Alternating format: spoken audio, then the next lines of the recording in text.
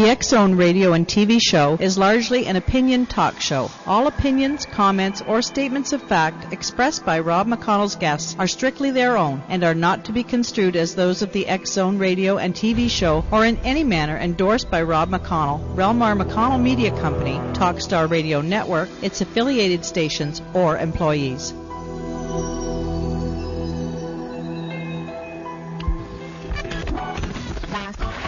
All Hit Radio.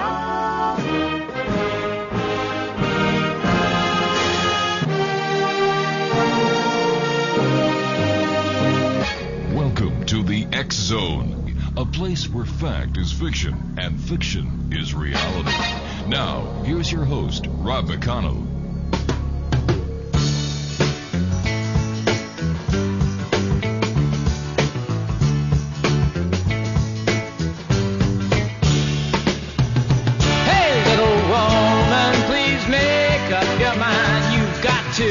Come into my world and leave your world behind. Come on now.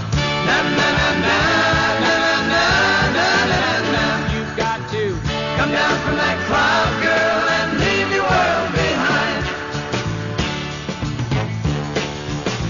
When you're with me, I feel sunshine even when I'm standing in the rain.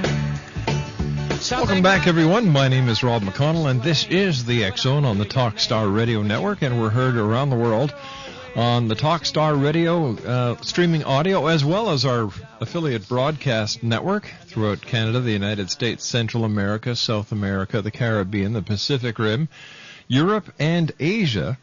And as I said, the rest of the world, what little there is now, is able to listen to us on TalkStarRadio.com streaming audio. My producer tonight is the one and only Spandex Kid from Gotham City, Batman. Batman, nice working with you again. And I guess, Batman, this is the first time you and I have worked since the beginning of the new year. So, buddy, Happy New Year to you, Batman, and to the other people in Gotham City. Our guest this hour is Eugene Stovall, Dr. Eugene Stovall, and we're going to be talking about the conspiracy theory that explains blunder in America. Let me see. Old hands are not surprised at the United States muscling in on great Central Asian oil grab with such gusto. And tell me, Eugene, how has conspiracy theories, how do they explain the blunders in America? And welcome to the show. Thank you, Rob. I'm really delighted to be here and with your guests. Such a wide listenership is very delightful for me to be here. Oh, we're glad you're here, sir. Thank you. Conspiracy theories are as old as time. Many of the conspiracy theories are explanations for political events when official explanations seem unsatisfactory.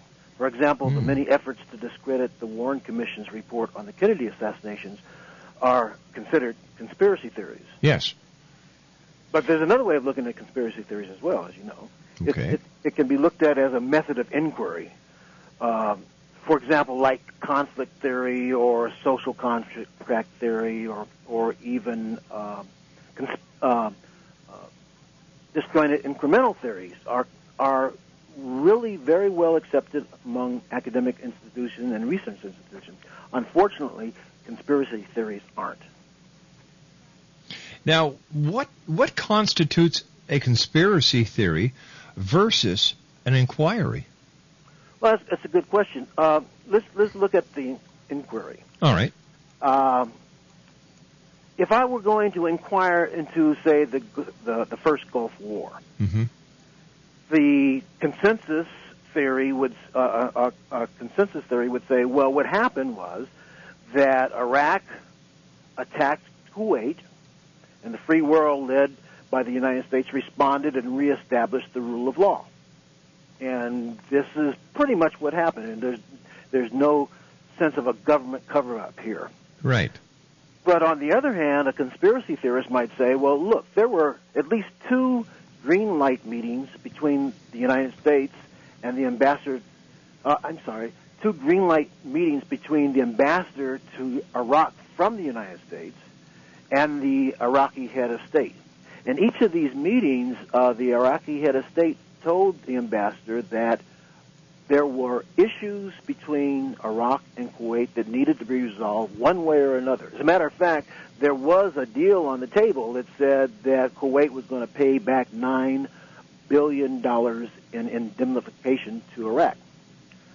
But the ambassador from the United States told the Iraqi president that her boss, the Secretary of State, and his boss, the president, did not believe that there were any issues that affected the United States in this dispute between Iraq and Kuwait. And so these two meetings are known as green light meetings. And then after these green light meetings took place, Kuwait reneged on the deal. Instead of paying $9 billion in indemnification, they said they'd only pay $6 billion. The Iraqi president got upset, thinking they had the green light from the United States, then Iraq attacked. Dr. Stovall, please stand by. We have to take a 2-minute commercial break. Dr. Eugene Stovall is my special guest. And the good doctor and I will be back on the other side of this 2-minute commercial break as the X Zone continues. We're right here, live and around the world, on the Talkstar Radio Network from our studios in Hamilton, Ontario, Canada. Don't go away. We'll be back. Told you, homeboy, you can't touch this.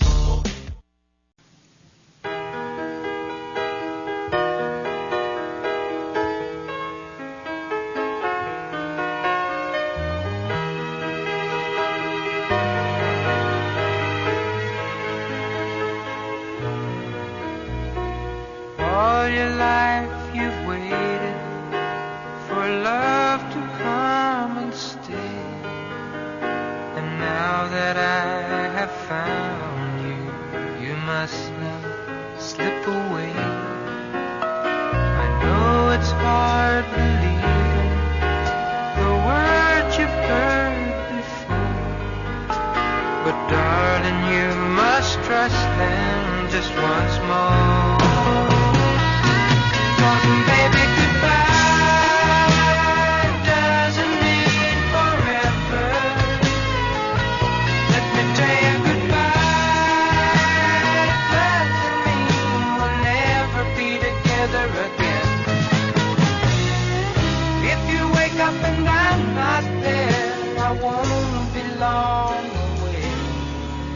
'Cause the things you do, my goodbye girl, will bring me back to you. Dr. Eugene Stovall is our special guest. His website is www.eugenestovall.com. Dr. Stovall, in your opinion, sir, what has been the greatest conspiracy in the history of the United States? That's a pretty broad question. For me, in my most recent book, Blood and Brotherhood, I talk about the Tulsa situation. And generally, the massacre in Tulsa, Oklahoma in the 1920s, where 10,000 whites invaded the area that was occupied and where black people owned their homes, and was completely decimated. Sinclair Oil Company came in with their planes and actually dropped dynamite and other explosives on the homes and the buildings that were owned by blacks, and about 1,000 blacks were killed. And the land that their homes and businesses stood on, the Tulsa government actually condemned and allowed the oil companies to come in and purchase the land that had been condemned for little or nothing, back taxes. And now you have, that whole area above the north of the railroad tracks, which is, a big development by Tulsa, was formerly owned by blacks. That, I think, for me, is one of the biggest conspiracies, because it was not just the fact that this land was taken and these black people were murdered, but it was timed in such a way as to cover up the fact that the President of the United States was signing over the oil leases that were owned by the United States Navy Department over to a cartel that was actually headquartered in Canada and was led by such oil companies as I mentioned, Sinclair Sinclair Oil Company, as well as Standard Oil of California. So to me, the fact that all these black people died and lost all their land, their possessions, and all to cover up this oil conspiracy, to me, was one of the greatest conspiracies. Not only was it a conspiracy, but it was a travesty against humanity. Exactly. Dr. Stovall, why do certain events get classified as conspiracies? For example, the most recent one that I can think of is the September 11th, 2001 attack on America. You have those who believe that there's a greater conspiracy that the United States government was actually behind this attack, and that is that the conspiracy behind this attack was to usher in the New World Order. And what is your opinion on that, as far as a conspiracy is concerned? As far as the conspiracy is concerned, well, I served in the United States Air Force. I served in SAC. I was an airman, airborne radio repairman, and I was on mobility, so that I was authorized to go off to some remote spot, and if in case the country was attacked, our bombers wouldn't be able to land back here. We could go somewhere else, and there would be a whole team there that would be able to fit the bomber. And I was the radio person on that team. So as a result, I was also, at the SAC base that I was at, there was a wing of fighters under not SAC, but Air Defense Command. And the Air Defense Command had these F-104s and F-106s sitting on a pod. Their flight crews were, within running distance of their aircraft, and they were ready to go. If an alert happened, they would be off in less than 5 minutes between the time the alert was sounded and the time they took off. Now, getting to your question, Rob, my belief is, and I haven't really, I'm a writer. I write novels, and so I don't have any official information other than what everybody else has. But if 9/11 happened the way it said it happened, then the most important man in the United States, in the history of the United States, has to be Payne Stewart. And I say that because, do you know who Payne Stewart is? No, sir. Payne Stewart was a golfer, a pro golfer who flew his own private jet. And after he won the Ryder Cup, he was flying home and with his flight plan filed with the FAA, and he had a heart attack. So he put his jet on autopilot, but his jet flew off course.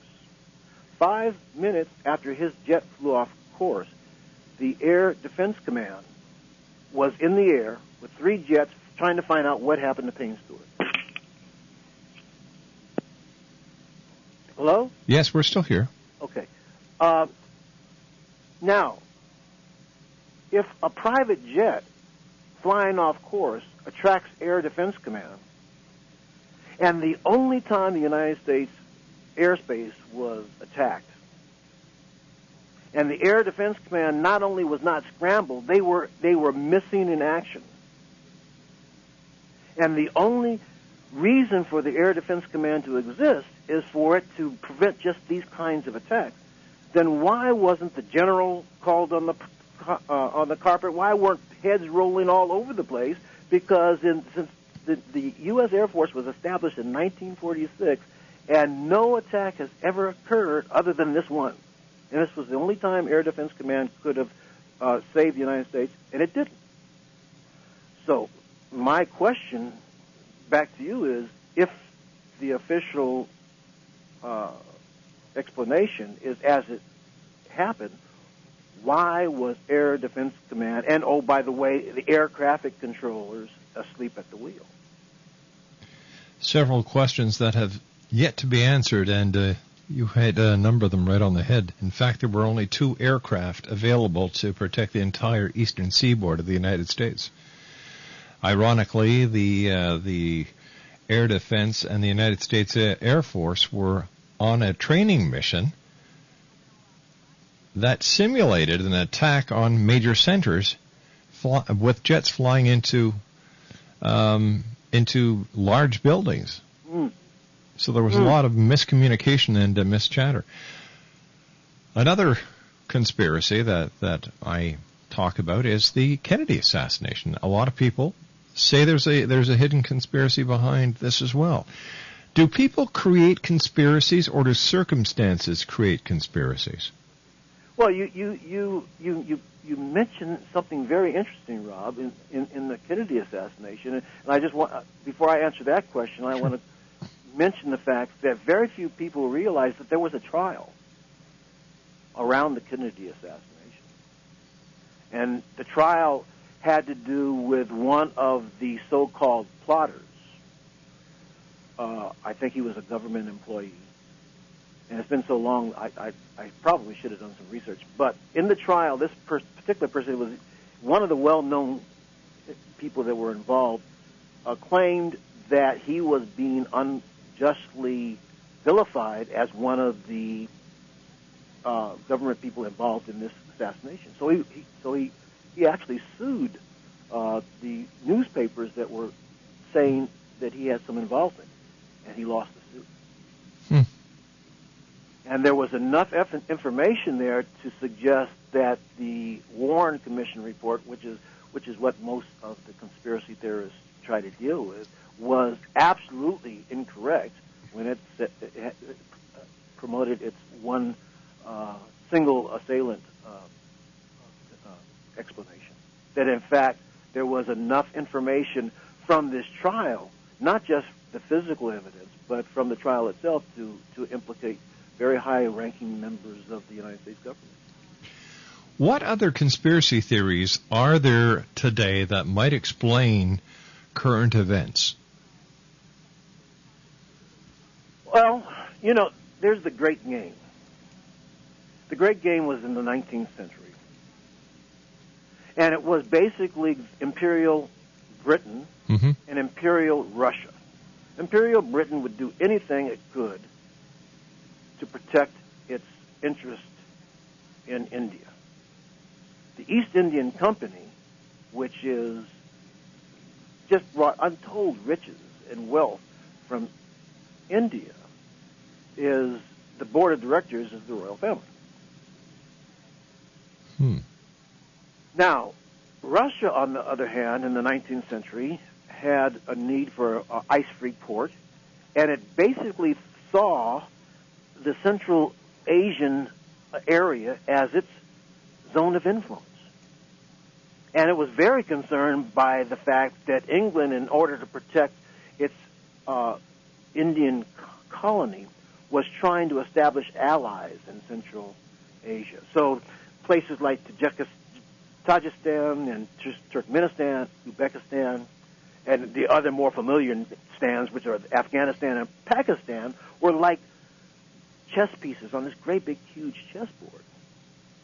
Now, the rules of the game were very simple. Great Britain and Russia played the same rules. They were trying to get allies.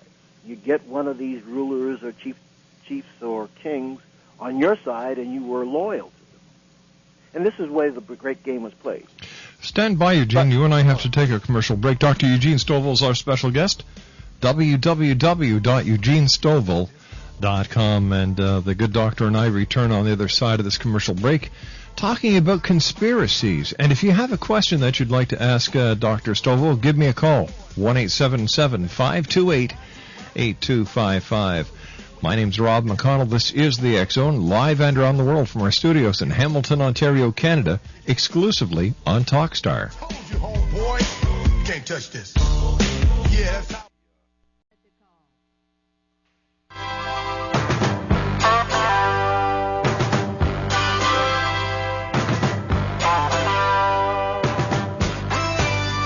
Greetings, X-Zone Nation. This is Les Pedrogi from AskAPI.org. And you're listening to my old friend, Rob McConnell, on the X-Zone Radio Show, heard exclusively around the world on the Talkstar Radio Network.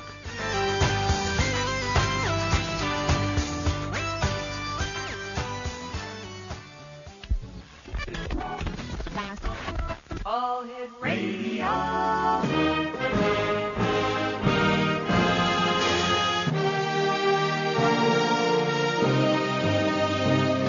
Welcome to the X Zone, a place where fact is fiction and fiction is reality.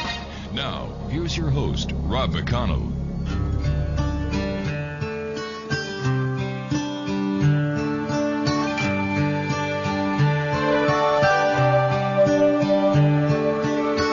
It's amazing how you can speak right to my heart.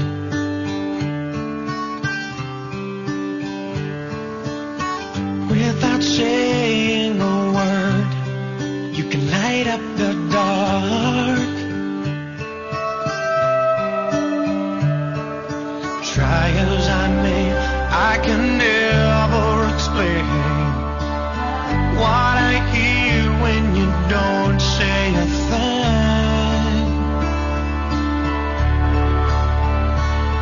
The smile on your face lets me know that you need me.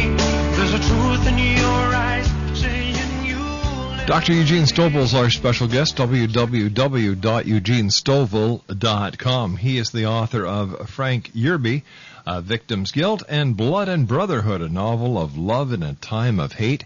And Dr. Stovall, before we went to the commercial break, we just started talking about how Great Britain and Russia conspired against each other, and the control was India in a conspiracy.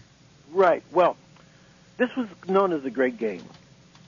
Now, the Great Game was sort of ended by the First and Second World Wars. Mm-hmm. And the United States, however, was introduced to the Great Game at the outset of the Second World War because Great Britain put the Shah of Iran, who the United States put on the throne, under house arrest and held him all through the war because of the issue of oil. The Iranians then viewed the United States as a better protector in this great conflict that was known as the Great Game than either England or Russia. So they naturally sort of moved toward the United States. They liked their institutions. They liked the idea of democracy. And they even, in 1951, instituted a parliament.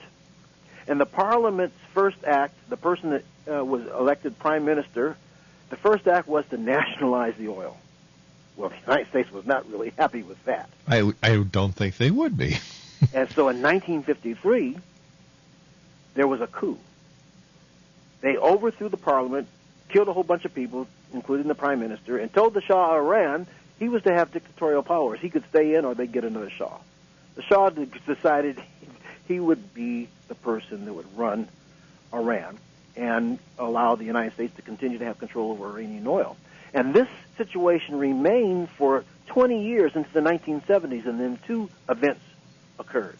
One, OPEC was formed, and the Western world was held hostage to these greedy sheiks who wanted to set their own price for oil. And the second thing that happened was that the Iranian government was overthrown by a Islamic fundamentalist. Well, the United States didn't sit still for that, so what they did was to go to Iraq and raise an army, outfit a dictator, give them all the weapons they could have, and directed them against Iran. And there was this bloody, horrible war that was battled to a stalemate, and it lasted, some 3 years. In the meantime, Russia says, waha, the United States has put a puppet in Iraq, and they're reestablishing a puppet in Iran. So the Great Game is on again. We'll put a puppet state in Afghanistan. Well, the United States said that wouldn't happen, and so they raised another group called the Taliban, and they outfitted them, gave them all these weapons, etc., and attacked the Russian puppet government, overthrew the Russian puppet government, and some even say that Russia was so upset and demoralized over this defeat that it led to the final crumbling of the Russian Empire. So what we have here is the new great game. But unfortunately, the new great game has one real big difference from the old great game. The new great game, the client state is not like the paternalistic Imperial Russia or Imperial England. They kill their young. So all of the allies that the United States established in the great game, Saddam Hussein in Iraq, the Taliban, even to a certain extent this fellow, what's his name, Bin Laden, all of these folks, and not to mention others, have been knocked off, bumped off, either complicit with the United States or with them not caring. Even Benazir Bhutto, who goes to Pakistan to try to aid in this new great game situation, is clearly sent to her death. So there's this real significant difference between the old great game, which went on for almost a half a century, and the new great game, which is going to be very short because there's no loyalty here. No one can trust anyone. And this is the land of Genghis Khan and the Golden Horde and Miwan and Kandahar and all of these great huge battles that took place throughout history, which our planners here in the United States don't seem to be aware of. All one has to do is read Herodotus and understand what they're up against.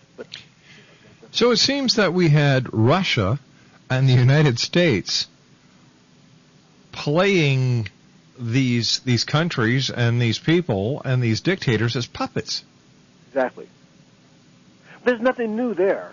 No. What is new is that there is this shall we say, Machiavellian cant that the United States brings to the table. For example, I mean, the United States and its Congress and its presidents declares that the Panama Canal should return to the Panamanian government. Right. And this is a political issue. It's a treaty is signed and all that. Oh, a new administration comes in and says, well, we're not going to have that happen, and because of the former dictator that we supported is in power, and we're going to turn on him, make him the bad guy, make him look like he's a whatever, and destroy that country, and then renege on the treaty.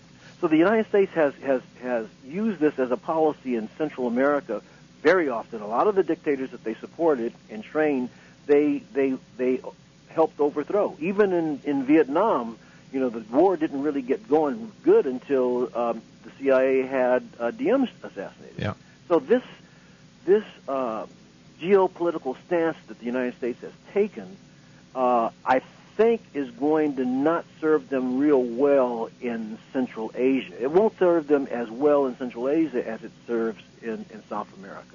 I think that there are people that would probably be most likely to be friendly and sympathetic to the United States' interests, but because whoever turns out to be their friends winds up in the morgue, I don't think, you're going to have a lot of people volunteering. No, that's not a very nice place to end up.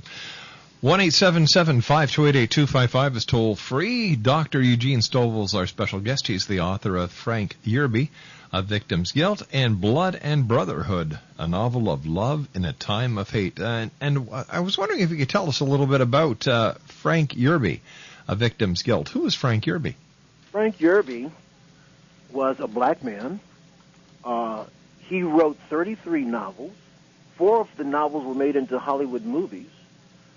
Of those 33 novels, he sold close to over 60 million books worldwide. Wow. In 30 some odd countries and 20 different languages. But black folks don't know who Frank Yerby is. He is not talked about in black bookstores. His books aren't sold there. They don't talk about him in Black Studies Department. Why not? That's an excellent question. No one knows why. when I was asked to write his biography, I couldn't get the family to cooperate. I receive a lot of calls and emails from people in Europe, as a matter of fact, who remember Frank Yerby. Mm-hmm. One person from Spain sent me a interview that Yerby did with a Spanish newspaper, which I had translated, and it's interesting that Yerby says that he was working for the WPA, which was the Roosevelt New Deal program. A lot of black writers and other writers were funded by the government to write in this writer's work. Langston Hughes and some others were involved. But Yerby, in this article, which was probably the last one he did before he died, it was written in about 1985, said that when he was with the Federal Writers Workshop, his primary responsibility was to provide information and intelligence, similar like being a spy, on the black Muslims. Now that's interesting. Now, who placed him there? Who put him in? Was it the CIA? Was it? Well, there's nothing. Well, the CIA, of course, didn't exist at that time. Right. But there were, it does seem that the people within the federal government at the time, Roosevelt's New Deal, would put him there. The interesting thing about Yerby, however, is all his books are written in a way, he calls them costume novels. And in a way, they mask the information that he's giving. So one book he wrote was The Serpent and the Staff. He predicts the fact that the dikes are going to fail in New Orleans. And he wrote this book in the 1950s, and it was, of course, a prediction that came true with Hurricane Katrina. Mm-hmm. His last book, Mackenzie's 100, written in 1985, actually tells you as much as you want to know about the Skull and Bones. And no one at that time that I know of, I didn't know anybody that was talking about the Skull and Bones and its Machiavellian intrigues. Skull and Bones, one of the most secret organizations. Exactly. One that I believe that the president belongs to. That's right. As well as his father. Your second book is entitled Blood and Brotherhood, a novel of love in a time of hate. Tell us a little bit about that book. Well, the book actually was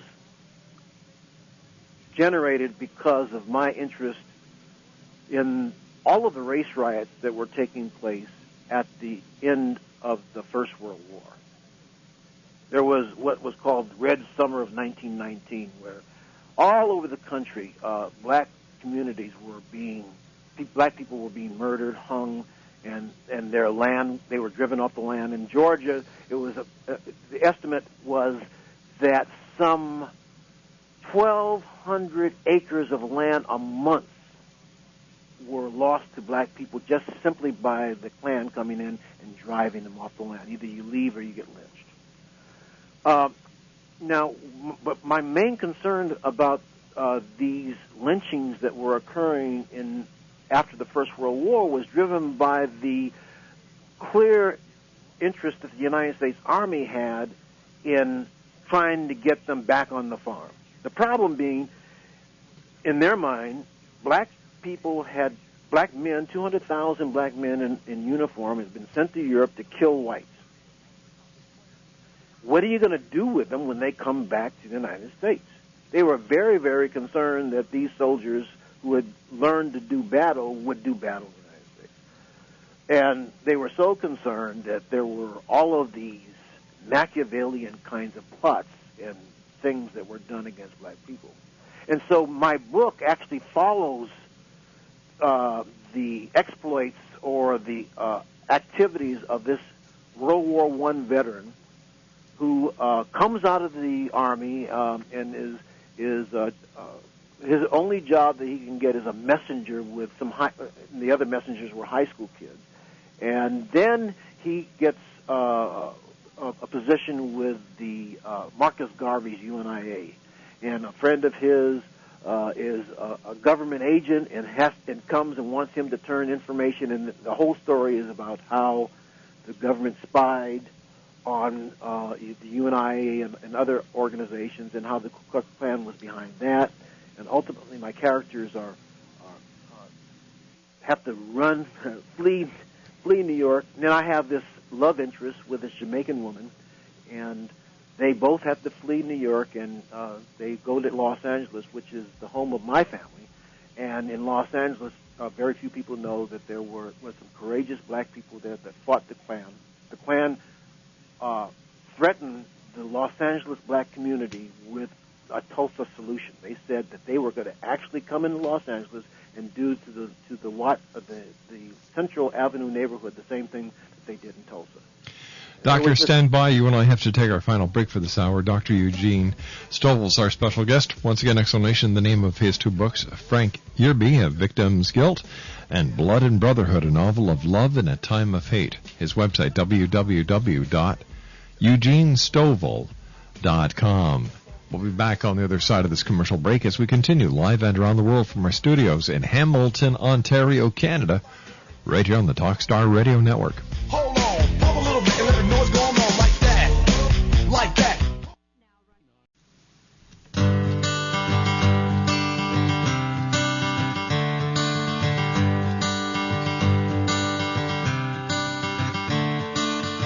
Another turning point, a fork stuck in the road. Time grabs you by the wrist, directs you where to go. So make the best of this test and don't ask why. It's not a question but a lesson learned in time. It's something unpredictable, but in the end is right. I hope you had the time of your life.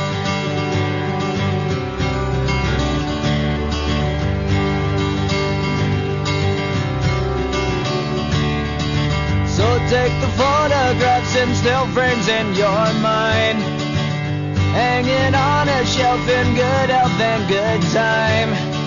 Tattoos of memories and dead skin on trial. For what it's worth, it was worth all the while. It's something unpredictable. And welcome back to the X-Zone, everyone. In the next hour, we have Elizabeth Joyce joining us. She's going to be doing psychic readings for the X-Zone Nation. And then in hour number 4, we have astrologer Chris Flisher, who will be on doing astrological readings for you tonight.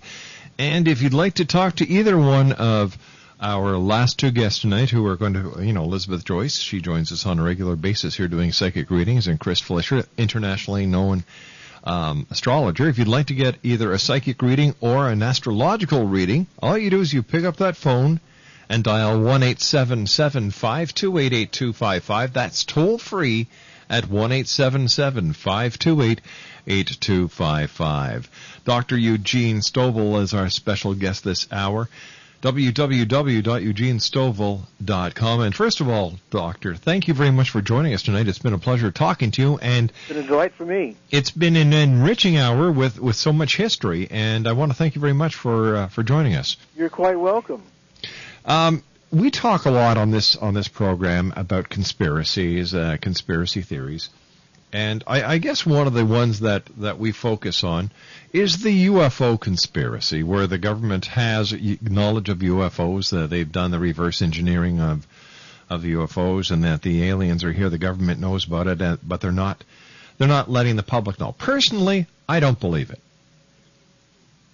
Because if Bill Clinton cannot have an affair with Monica Lewinsky in the most secure building in the United States without the world finding out, how in the name of heaven are you going to hide a UFO and 3 aliens?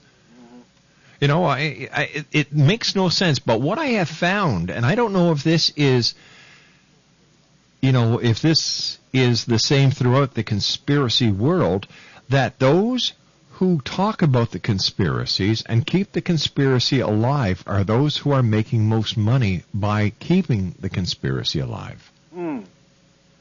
That's interesting. I have a completely different view of the UFO space thing. As a matter of fact, my son and I have a lot of arguments. My son is just graduating, getting his master's at Johns Hopkins, and I'm quite proud of him. But we kind of go at each other. The take I have on conspiracy as far as the spaces. We've got about 30 seconds. There is no space. That in fact there never was space. There's no such thing as space travel. That if you look at if you think of the moon being some trillion tons of weight, and it circles the Earth, and it doesn't deviate, and there's the scientific precision instruments can tell you where the moon's going to be within a gnat's eyelash, then there must be something keeping it there. And if there's something keeping all that weight in an orbit, then there's obviously nothing that can go from this Earth to that moon that can penetrate something that can keep trillions of tons. I hate to do this because I love the way this is going. I'd love to have you back on so we can continue this in the future. Sure. Dr. Stan, thanks very much for joining us. Take care of yourself and keep those conspiracies coming. I'll be back on the other side.